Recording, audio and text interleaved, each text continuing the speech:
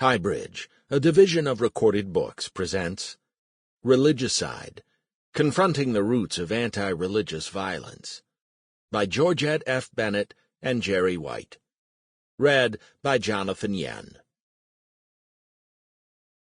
Foreword by Zaid Ra'ad al-Hussein. Zaid Ra'ad al-Hussein served as the United Nations High Commissioner for Human Rights, 2014 to 2018, and as Jordan's ambassador to the United Nations, 2000 to 2007, 2010 to 2014, and the United States, 2007 to 2010. He represented Jordan before the International Court of Justice and played a key role in the establishment of the International Criminal Court, ICC. He currently serves as president of the International Peace Institute, IPI, and a professor of practice of law and human rights at the University of Pennsylvania.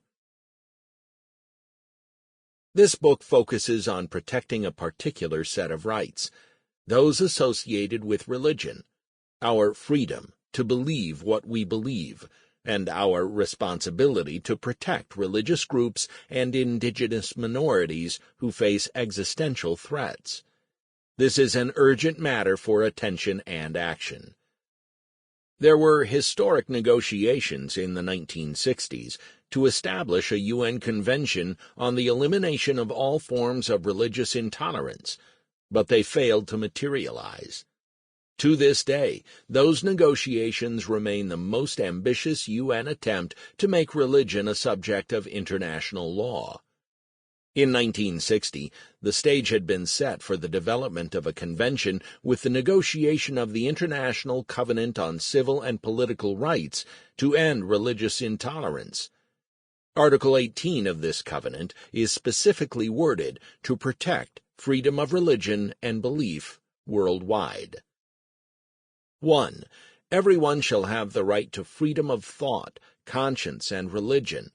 This right shall include freedom to have or adopt a religion or belief of his choice, and freedom, either individually or in community with others, and in public or private, to manifest his religion or belief in worship, observance, practice, and teaching.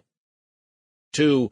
No one shall be subject to coercion, which would impair his freedom to have or to adopt a religion or belief of his choice. 3. Freedom to manifest one's religion or beliefs may be subject only to such limitations as are prescribed by law and are necessary to protect public safety, order, health, or morals, or the fundamental rights and freedoms of others. The authors believe this remains insufficient, and argue that there ideally ought to be a new international legal instrument with a new global covenant devoted to the protection of religious minorities and their sacred heritage. After all, the earlier and unsuccessful draft convention against religious discrimination endeavored to reach much further than the International Covenant on Civil and Political Rights. For example, it proposed the freedom to learn about religions. In other words, the freedom to recognize that other narratives also exist. When I first was asked to consider religicide as a category of threat, the intentional murder of a religion, its followers, and their heritage, I was less than 3 months away from taking up my assignment as UN High Commissioner for Human Rights. I believed that this issue merited discussion, and have therefore welcomed this timely contribution by Jerry White and Georgette Bennett, whom I've known for nearly 4 decades combined. While I may not agree with them on every point, I fully recognize the extent to which these two authors are formidable advocates for interreligious engagement, humanitarian action, and social justice. Both have led game-changing initiatives to prevent violence and promote human rights. I first met Jerry White in 1998, when he led the Landmine Survivors Network. Jerry proved himself a persuasive advocate with an irreverent sense of humor. Jerry shares in the 1997 Nobel Peace Prize, awarded to the international campaign to ban landmines.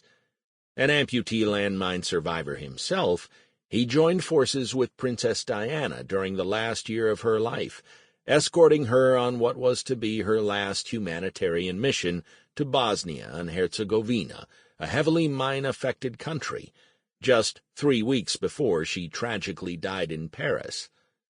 Inspired by her gift of courageous compassion, the landmine movement proved a remarkable success in terms of impact after her death, with tens of thousands of victims receiving care, tens of millions of mines cleared and destroyed in national stockpiles, and more than 160 countries joining the historic 1997 Mine Ban Treaty.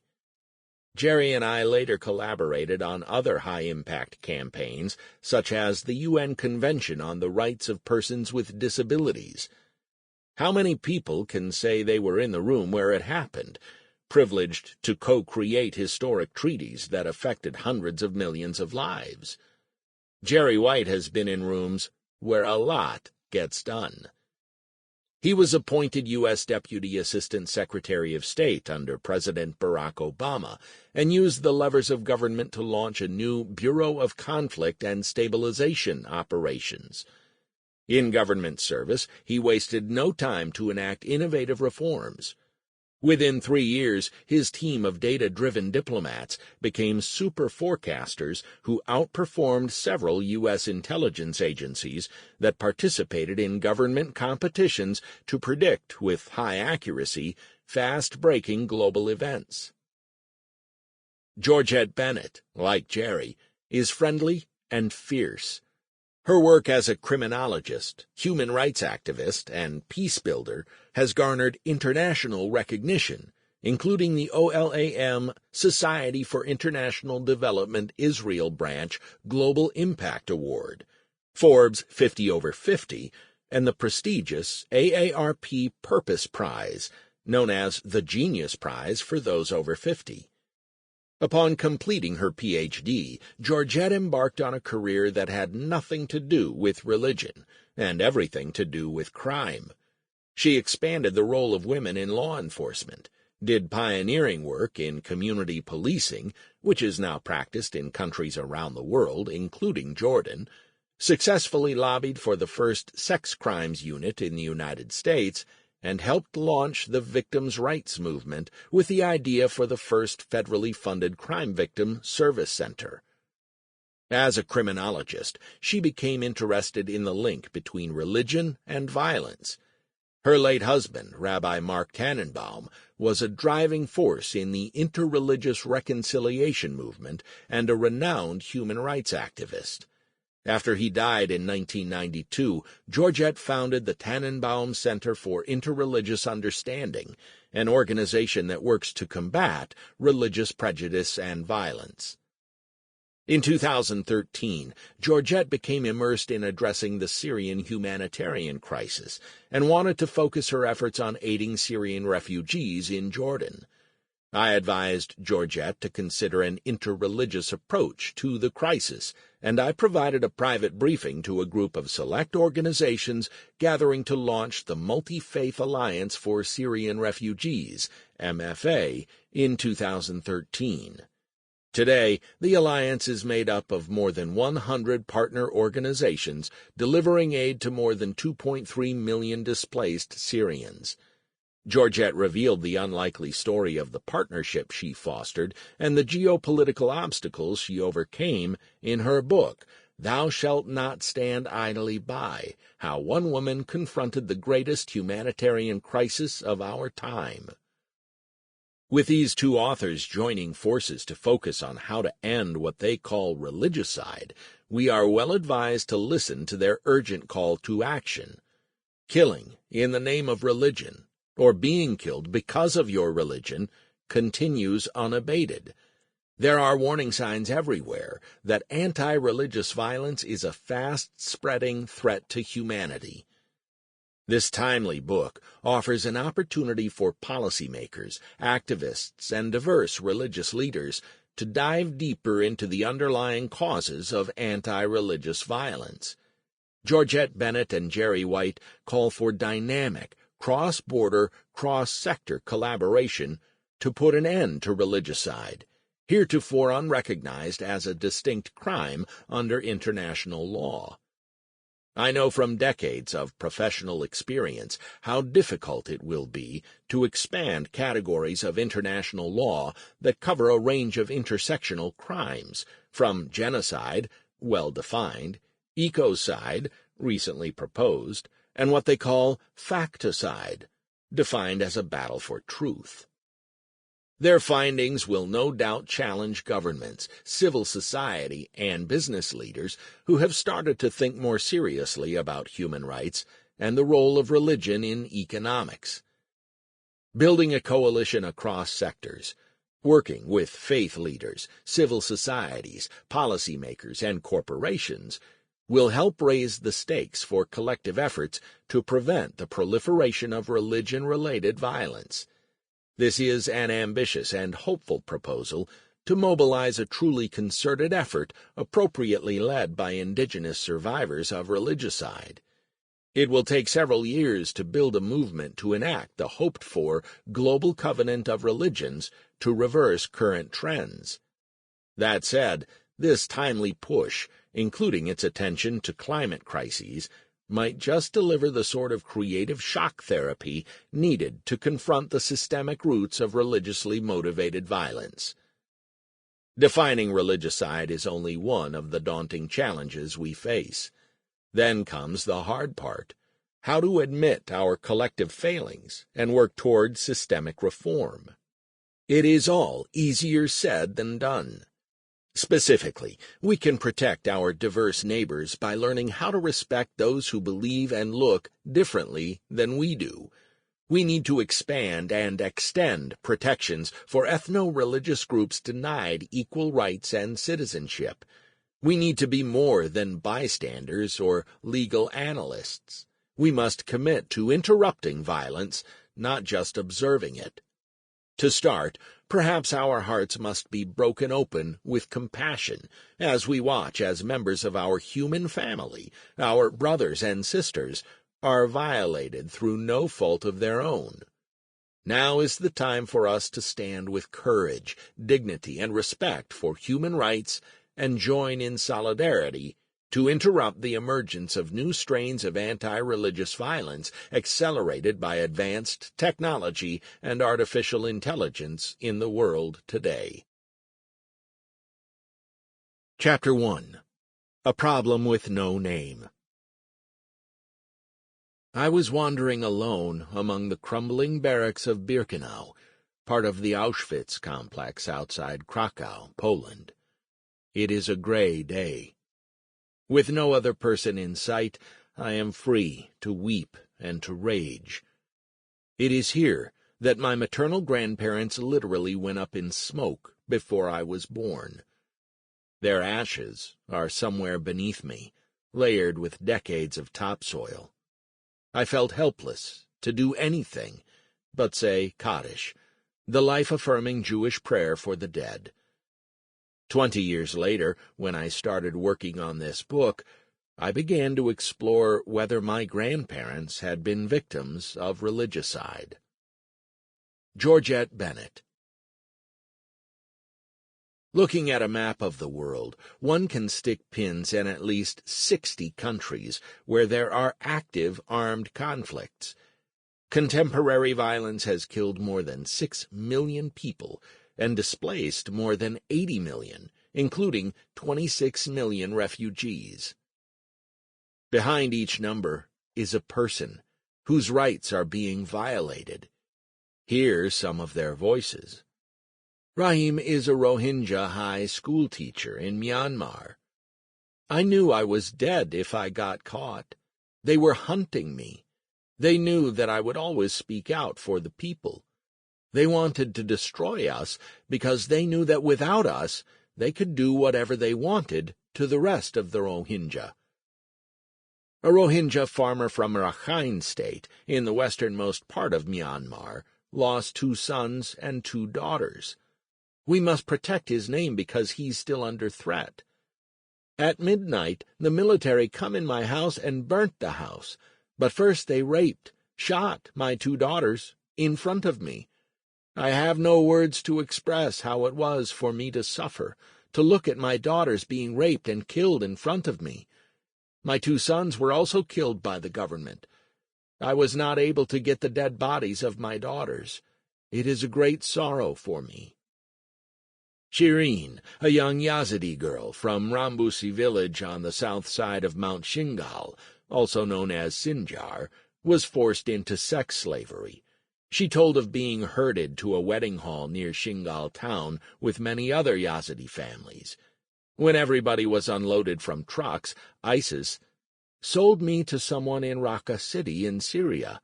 In Syria I was tortured. I was sold and bought as a cheap commodity for more than 5 times. There were hundreds and thousands of Yazidi girls there being sold as sex slaves. In 2019, the New York Times reported on 150 pages of leaked directives on how the Chinese Communist Party, CCP, planned to control its Uyghur population. These included students returning from university to find that their parents were gone, sent to a training school set up by the government. Although they weren't criminals, the parents weren't allowed to leave these schools because they had been infected by the virus of Islamic radicalism and must be quarantined and cured. A Tibetan monk living in Drepung Monastery recalls how members of the Communist Party burst in, breaking the doors and gates of the colleges and dormitories. The soldiers were armed and equipped with hatchets and hammers, as well as torches, handcuffs, and wire ropes. They would first ask for phones, which were systematically confiscated. Stephen Charleston, a member of the Choctaw Nation, laments, "In historic memory, we have seen our reality come crashing down as invaders destroyed our homeland. We have lived through genocide, concentration camps, religious persecution, and every human rights abuse imaginable." These testimonies of inhumane cruelty are not uncommon. Today there are entire populations and cultures at risk of being wiped out because of their religion. This is modern-day extinction. While violence between states has declined steadily since World War II, there is one insidious strand of violence resurging in the 21st century: attacks against people who believe in a god. This violence is either committed in the name of religion itself or in the name of a state or ideology aimed at eradicating a religion. Surprisingly, there is no unique law for this kind of violence. But in order to respond to or prevent a crime, we must first name it. We call it religicide. Absent a name, and absent appropriate laws and methods for dealing with religicide, it continues unabated, unrecognized, and unprosecuted. In 2015, Jordan tried to address these gaps, working with several faith leaders and religious scholars to identify significant fractures in the protection of religion and sacred heritage targeted for eradication. When the Islamic State, ISIS, emerged in 2012, countries worldwide witnessed modern religicide on fast forward. ISIS targeted all other religions, condemning them to destruction and death. In response, Jordan drafted a UN resolution that defined religicide as a systematic policy of causing unwanted immigration or displacement of a religious group, sect, or community, or divestment of its identity based on religious or sectarian motives, even if not committed in relation to an armed conflict. Jordan asserted 2 primary criminal acts that would comprise religicide: intimidating or threatening religious communities or groups, and subjecting them to a humiliating treatment, including making them practice acts contrary to their religious faiths, and confiscating, destroying, or displacing the tangible religious heritage of a religious community or group, or otherwise depriving them thereof. The Jordanian initiative quickly came up against a Western human rights bias that favors a focus on individual rather than group rights. This first attempt to criminalize religicide also faced a perception of legal redundancy. An argument was made that this crime was already covered by international law, specifically as crimes against humanity as defined in Article 7 of the Rome Statute of the International Criminal Court, discussed in detail later in this book. U.S. State Department lawyers concurred that elements of religicide were already covered by international laws that dealt with religious discrimination and atrocity. Both the United States and United Kingdom are permanent members of the UN Security Council and are mostly loath to recognize group rights, including social and economic rights. They did not see a need for additional legal protections, despite the growing threat of religiously motivated violence proliferating worldwide. In the end, the Jordanian draft resolution against religicide was never sent to the UN Security Council for deliberation. Consequently, the laws that address human rights violations continue to have significant gaps that allow crimes of religicide to slip through the cracks. Even those laws that could be invoked go unenforced. It is critically important to find new laws and new methods to prevent and respond to this form of fast-growing violence, which threatens billions of believers around the world. The United Nations, with its 193 member states, recognizes 4 distinct types of atrocities: war crimes, genocide, crimes against humanity, and ethnic cleansing. None of these is mutually exclusive. The concept of religicide has evolved from and incorporates these other forms of human rights violations, but it has 2 additional hallmarks: ecocide and facticide. Ecocide is the destruction of the natural habitat, property, and homes to drive people off their land or make it impossible for them to return or survive in place. In the case of the Islamic State and Abu Bakr Naji's The Management of Savagery, the scorched earth policy fits this criterion. We see systematic destruction of the environment, including poisoned water wells and deforestation of food sources. Facticide is the deliberate and chronic distortion of truth and dissemination of falsehoods in media and education to dehumanize and incite violence against a religious group. In the modern era, religicide is accelerated through calls for mass slaughter issued through online media channels constructed for and dedicated to driving false narratives that incite dominant groups to kill a religious group as a service to humanity. In the chapters that follow, we will parse the difference between religicide and other forms of atrocities and explain the urgency of creating a new category of collective cruelty. We will examine the nightmare of regimes that torture individuals and punish groups for simply believing differently. We will explore several ongoing religicides, criminal cases in which the world can still intervene before it's too late. And we will offer a set of policies and strategies for doing so, including a new covenantal approach that taps the wisdom of indigenous peoples who align with nature in order to reduce violent conflict and promote the collective healing of survivors. Conventional wisdom in the West holds that the world is becoming increasingly secular. However, more than 80% of the world's people affiliate with a religion. That is more than 6 billion individuals believing in something bigger than themselves, associating with religious institutions, practicing faith, and professing spiritual beliefs. Religion is not going anywhere soon.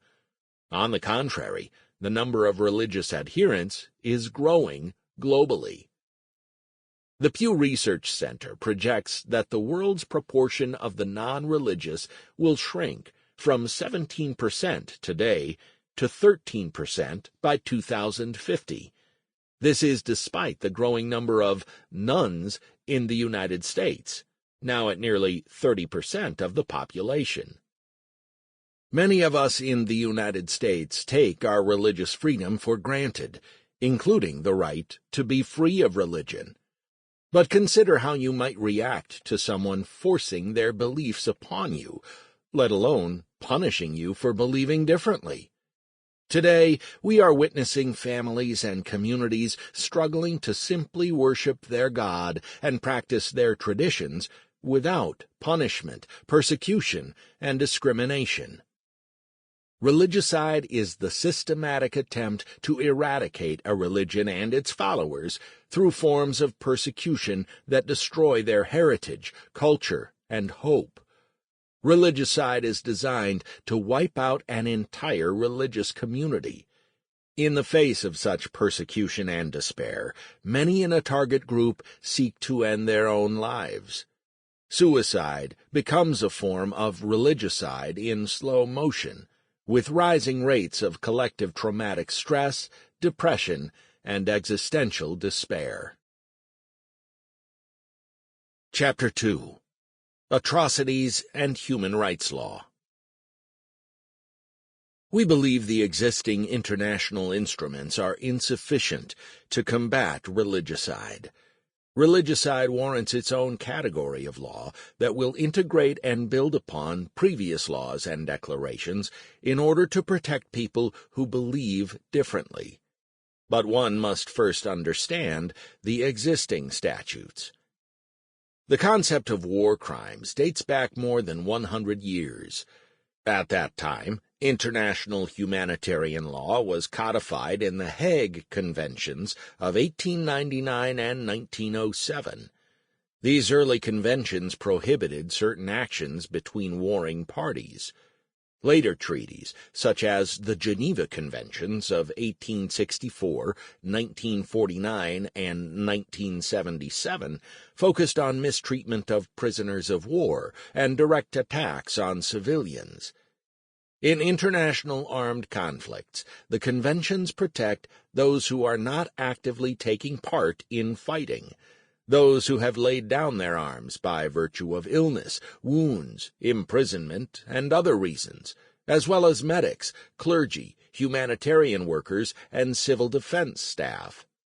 In short, war crimes can be committed against combatants or non-combatants, but the protections are specific to actions between hostile parties during a state of war.